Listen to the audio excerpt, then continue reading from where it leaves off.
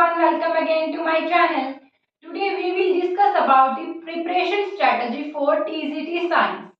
अगर आपको NVS, KVS किसी भी स्टेट का TGT साइंस या फिर DTPLSB कहीं पर भी अगर आप TGT साइंस बनना चाहते हो तो आपको कौन से सोर्सेज फॉलो करने हैं, कहाँ से आपको अपनी स्टडी स्टार्ट करनी है और किस तरीके से प्रिपरेशन को डायरेक्शन देना है, वो सब कुछ आज इस वीडियो में हम डिस्कस करने वाले हैं। सबसे पहले आपको क्या करना है, NCERT की साइंस की बुक्स को रीड करना है थरली।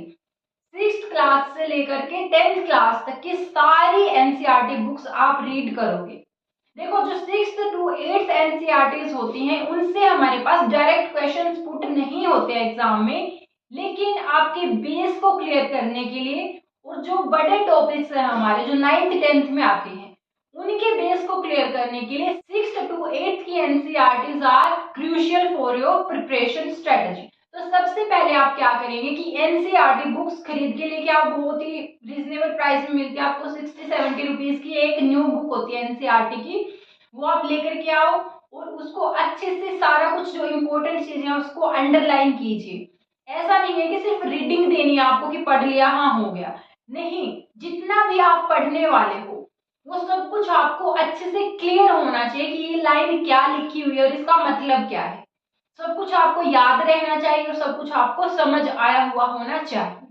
उसके बाद आप क्या करेंगे, अगर आप कोई पर्टिकुलर एग्जाम को एम कर रहे हो, लाइक KVS के लिए कर रहे हो, कोई स्टेट के लिए कर रहे हो, तो आपको क्या करना है कि सबसे पहले आप उसका प्रीवियस ईयर क्वेश्चन पेपर देखोगे।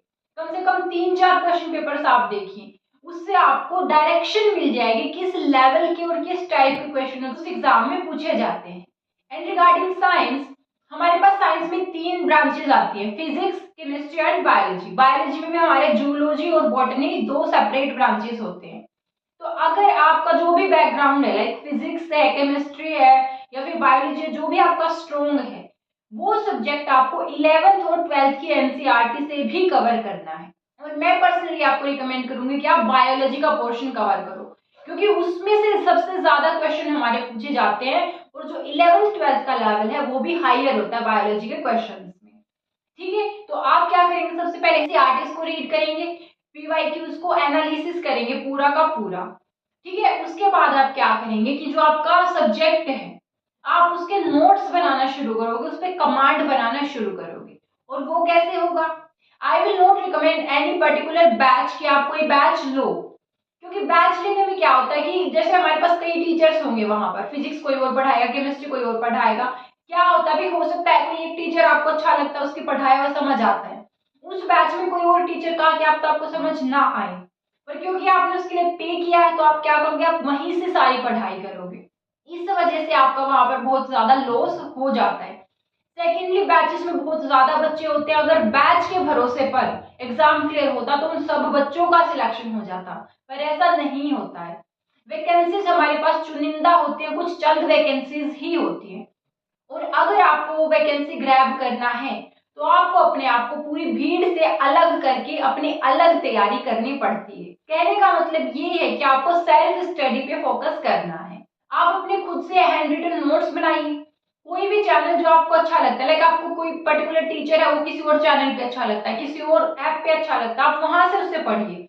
ऐसा नहीं कि आपने एक बैच के लिए पे कर दिया, अब आप उसी बैच के सारे टीचर्स जो भी वो पढ़ा रहे सिर्फ वही कर रहे हैं। हमारे साथ क्या होता है कि अगर हमने कोई बैच परचेस किया है तो हम सोचते हैं मैंने पैसे दिए इसके लिए, अब जो ये पढ़ा रहे हैं मैं वही पढ़ता हूँ, हम उनके ऊपर पूरा रिलाय हो जाते हैं, जबकि बिल्कुल भी ठीक नहीं है।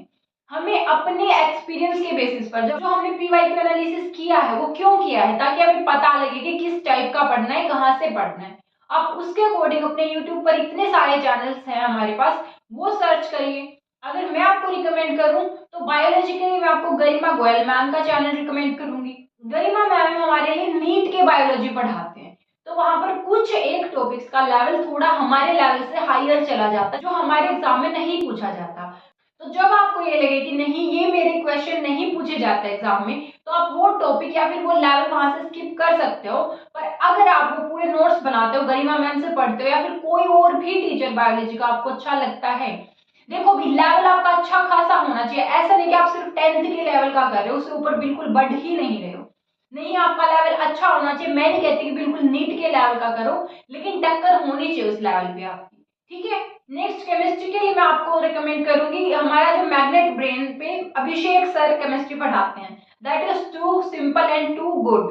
अगर आपका केमिस्ट्री में हाथ थोड़ा टाइट भी है तो आप अगर उन सर से पढ़ोगे तो आपका सारा क्लियर हो जाएंगे टॉपिक, और साथ में अपने नोट्स बनाते चलिए ताकि लास्ट मिनट रिवीजन में आपको उससे काफी ज्यादा हेल्प हो जाए। थर्डली अगर फिजिक्स की मैं बात करूं तो उसके लिए आप हमारे पास one of the best top most हमारे अलग सर, अलग पांडे सर का फिजिक्स वाला चैनल से आप पढ़ सकते हो। और अगर आपको कोई और चैनल भी देखना है, जैसे खान एकेडमी करके चैनल है, वो भी बहुत अच्छा कंटेंट प्रोवाइड करते हैं पूरे ही साइंस का, पूरा विजुअलाइजेशन के साथ। उनके वीडियोस में बहुत ज्यादा विजुअलाइजेशन होता है, उससे आपको समझने में इजी रहता है उन टॉपिक्स को। And NCERTs are the real saviour. तो आपको क्या करना है, एनसीईआरटी के जितने भी इंटेस्ट क्वेश्चंस है, जितने भी एक्सरसाइज क्वेश्चंस है, उन सबको सोल्व करना है। सिर्फ ऐसा नहीं कि थ्योरी पढ़ ली, क्वेश्चंस को भी सोल्व करना है, सारे नोट्स बनाने हैं, ठीक है। और उसके बाद आपको क्या करना है, आप कोई भी ऐप पे सब्सक्रिप्शन लेंगे मॉक टेस्ट का, ताकि आपकी जो टाइमिंग है, टाइमिंग में मैच होना बहुत जरूरी होता है एग्जाम में। ऐसा नहीं कि आपको सब कुछ आता है लेकिन आप टाइम से अटेम्प्ट नहीं कर रहे हो। तो अगर आप एनसीईआरटीज करते हो, पीवाईक्यू के अकॉर्डिंग अपनी प्रिपरेशन को शेप करते हो, अपनी एक इंडिविजुअल स्ट्रेटजी अपनाते हो, अपना एक खुद का कंटेंट बनाते हो पढ़ने का, and last but not the list मॉक्स अगर आप लगाते हो तो आपकी प्रिपरेशन काफी अच्छी हो जाती है, ठीक है। तो आप कंपटीशन में एंटर कर जाते हो। लेकिन अगर आप इसमें से कोई भी स्टेप मिस करते हो तो आप कंपटीशन में भी नहीं होते, ठीक है। आपको लगेगा मैं पढ़ रहा हूँ लेकिन you are still out of the competition. तो अगर आपको उस वैकेंसी के लिए रियल में फाइट करना है तो आपको ये सारे स्टेप्स फॉलो करने ही पड़ेंगे। आई होप आप सभी इसको अच्छे से फॉलो करोगे, ये वीडियो आपको हेल्प करेगा। And if this is really helpful to you then please like share and subscribe to my channel.